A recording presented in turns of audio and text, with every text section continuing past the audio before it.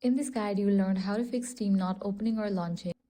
First, double-click on your taskbar, then select the option Task Manager, navigate to the Processes tab. Now at the very top, you're going to see the search box. Over there, type in Steam. Once the option appears, click on it and click on the option End Task. This will ensure that Steam is fully closed. Next, search for Run. Now type in %local app data % and then press OK. This will open a folder. Locate the Steam folder, right-click on it and delete it. After that, try launching Steam again.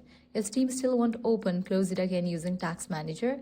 Then open File Explorer. Go to this PC, open Local Disk, then Program Files 86 and find the Steam folder. Inside this folder, delete everything except Steam Apps folder and Steam.exe file. Once you complete this process, try launching Steam again. Steam will automatically re-download the necessary files, and after this process finishes, the app should open and work normally. And that's it. If this guide helped you out, do not forget to like, share and subscribe.